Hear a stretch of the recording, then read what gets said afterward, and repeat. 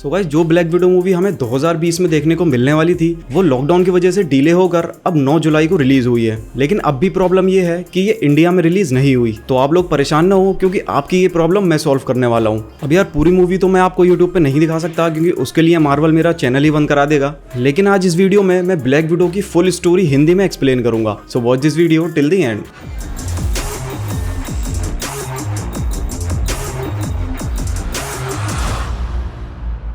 Movie की शुरुआत होती है 1995 में ब्लैक विडो के बचपन से, जहां हमें उसकी बहन येलेना का बचपन भी दिखाया जाता है और वहीं हमें मेलिना और एलेक्सी भी दिखाए जाते हैं, जो नताशा और येलेना के स्टेप पेरेंट्स थे। एलेक्सी और मेलिना दोनों ही रेड रूम के लिए काम करते थे। रेड रूम वही जगह है जिसका जिक्र नताशा एमसीयू में कई बार कर चुकी है। वहाँ पे लड़कियों को एक असासिन स्पाई बनाने के लिए ट्रेन किया जाता है और नताशा की ट्रेनिंग भी वहीं हुई थी। मेलिना और एलेक्सी दोनों ही अमेरिका में छुपकर शील्ड की जासूसी कर रहे थे और जब शील्ड को इस बात का पता लग जाता है तब वो इन दोनों को पकड़ने के लिए आते हैं, जिसकी वजह से ये दोनों नताशा और येलेना को लेकर वहां से भागने की तैयारी करते हैं। यहाँ एक जबरदस्त एक्शन सीक्वेंस हमें दिखाया जाता है और यहीं हमें एलेक्सी की असली पावर दिखाई जाती है, जो रास्ते में रखे हुए ट्रक को बड़ी आसानी से फेंक देता है। ऐसा इसलिए क्योंकि एलेक्सी रेड गार्जियन है, जिसको कैप्टन अमेरिका की तरह रशिया में सुपर सोल्जर सीरम दिया गया था। इसीलिए उसके पास कैप्टन अमेरिका की जैसी स्ट्रेंथ और पावर है और उसी की वजह से ये लोग शील्ड को चकमा देकर वहां से निकल जाते हैं। वहां से निकलकर ये लोग पहुंचते हैं क्यूबा, जहां पे एलेक्सी मिलता है ड्रेकॉफ से, जो कि इस मूवी का मेन विलन है और वही रेड रूम को चलाता है।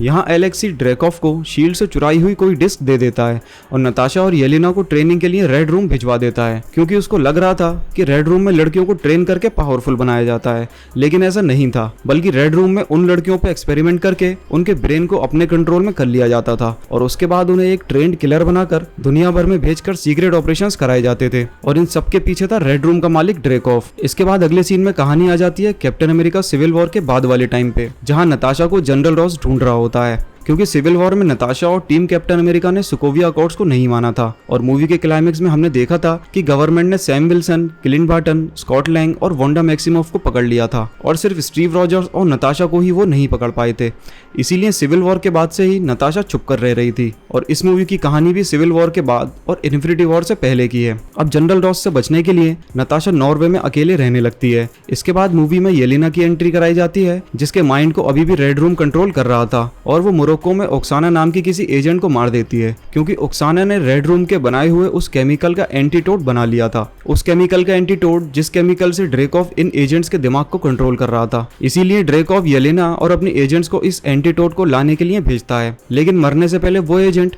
येलेना पे उस एंटीटोड का यूज करके उसे रेड रूम के कंट्रोल से आजाद कर देती है और वो बाकी बचे हुए एंटीटोड येलेना को देकर कहती है कि बाकी एजेंट्स को भी आजाद कर दो। इसके बाद येलेना उन सभी एंटीटोड्स को नताशा को भेज देती है। अब वो एंटीटोड नॉर्वे में नताशा तक पहुंच जाते हैं, लेकिन तभी ड्रेकॉफ उन एंटीटोड को हासिल करने के लिए अपने सबसे पावरफुल वेपन टास्क मास्टर को नताशा के पास भेज देता है और इसके बाद हमें नताशा और टास्क मास्टर की पहली लड़ाई देखने को मिलती है। टास्क मास्टर एक ऐसा कैरेक्टर है जो किसी के भी फाइटिंग स्टाइल को सिर्फ देखकर ही आराम से कॉपी कर लेता है। उसने बहुत से बड़े हीरोज जैसे black panther, captain America, Hawkeye और यहाँ तक कि नताशा तक का फाइटिंग स्टाइल सीख रखा था। अब यहाँ नताशा टास्क मास्टर को हरा तो नहीं पाती, लेकिन सभी एंटीटोड्स को लेकर वो वहां से निकल जाती है। यहाँ से नताशा जाती है अपने पुराने घर बुदापेस्ट में, और बुदापेस्ट का नाम भी हम एमसीयू में पहले नताशा और क्लिंट से सुन चुके हैं और ये भी एक राज था कि बुदापेस्ट में क्या हुआ था। सो गाइस, बुदापेस्ट की इस मिस्ट्री को भी इस मूवी में अच्छे से क्लियर कर दिया गया।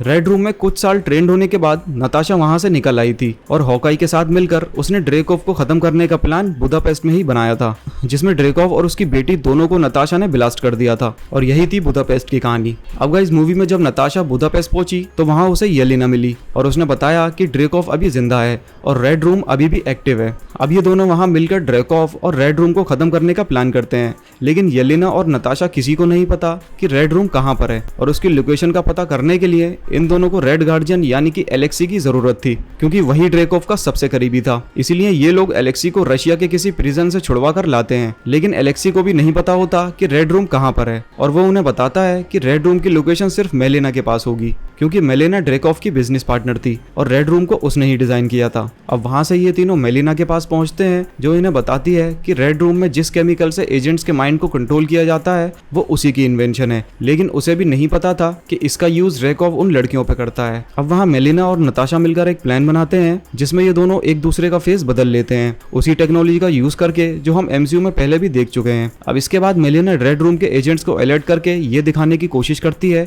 कि उसने येलेना और नताशा को पकड़ लिया है, जिससे वो उन दोनों को रेड रूम तक पहुंचा देती है जो कि स्पेस में दुनिया से दूर ऑपरेट हो रहा था, और इसीलिए कोई भी एजेंसी आज तक रेड रूम को नहीं ढूंढ पाई थी। अब रेड रूम में जाके नताशा मेलिना का चेहरा यूज करके ड्रेकॉफ तक पहुंच जाती है, लेकिन ड्रेकॉफ पहचान लेता है कि ये मेलिना नहीं नताशा है। और इसके अलावा यहाँ एक और बड़ा रिवील ये होता है कि टास्क मास्टर ड्रेकॉफ की ही बेटी है, जिसको नताशा ने बुदापेस्ट में ब्लास्ट करने की कोशिश की थी, लेकिन ड्रेकॉफ ने उस ब्लास्ट में खुद को और उसकी बेटी दोनों को बचा लिया था और उसका भी माइंड कंट्रोल करके उसको एक वेपन बना दिया। इसके बाद जब नताशा ड्रेकॉफ को मारने की कोशिश करती है तब वो ऐसा नहीं कर पाती, जिसको ड्रेकॉफ एक्सप्लेन करते हुए बताता है कि बाकी विडोज की तरह नताशा के माइंड में भी एक तरह का केमिकल है जिससे वो चाहकर भी ड्रेकॉफ को नुकसान नहीं पहुंचा सकती। और इस चीज को मेलिना नताशा को पहले ही समझा चुकी होती है कि जब तक तुम्हारा माइंड ड्रेकॉफ को स्मेल करता रहेगा तब तक तुम उस पर अटैक नहीं कर पाओगी। तो इससे बचने के लिए नताशा अपनी नाक तोड़ लेती है, जिससे उसे ड्रेकॉफ की स्मेल नहीं आ पाती और उसका माइंड ये सेंस नहीं कर पाता कि वो ड्रेकॉफ पे ही अटैक कर रही है। लेकिन जब नताशा ड्रेकॉफ को मारने ही वाली होती है उसी वक्त ड्रेकॉफ अपनी सारी विडोज को बुलाकर वहां से निकल जाता है, लेकिन दूसरी तरफ मेलिना रेड रूम के सिस्टम्स को हैक करके उसे अर्थ की तरफ क्रैश करवा देती है, जिससे रेड रूम धीरे धीरे अर्थ की तरफ गिरने लगता है। अब जब नताशा उन सभी माइंड कंट्रोल विडोज से लड़ रही होती है उसी वक्त मेलिना वहां आकर उस एंटीटोड की मदद से सभी विडोज को ड्रेकॉफ के कंट्रोल से आजाद कर देती है। इसके बाद एक जबरदस्त एक्शन सीक्वेंस के बाद पूरा रेड रूम अर्थ पे क्रैश कर जाता है और फिर नताशा उसी एंटीटोड से टास्क मास्टर यानी कि ड्रेकॉफ की बेटी को भी उस केमिकल से आजाद कर देती है और बाकी बचे हुए एंटीटोड येलेना को दे देती है, जिससे वो ऐसे और भी बनाकर दुनिया में जगह जगह जाके विडोज को भी आजाद कर सके। अब यहाँ से एलेक्सी और मेलिना अपने रास्ते चले जाते हैं और नताशा वहाँ से स्टीव रॉजर्स के पास चली जाती है और इसके बाद की कहानी हम इन्फिनिटी वॉर में देख ही चुके हैं। सो गाइस, अगर आप चाहते हैं कि मैं आगे इसी तरह और भी मूवीज को एक्सप्लेन करूं तो प्लीज मुझे कमेंट में जरूर बताएं और जाने से पहले इस वीडियो को लाइक और हमारे चैनल को सब्सक्राइब करना ना भूलें। मिलते हैं अगली वीडियो में and thanks a lot for watching this video.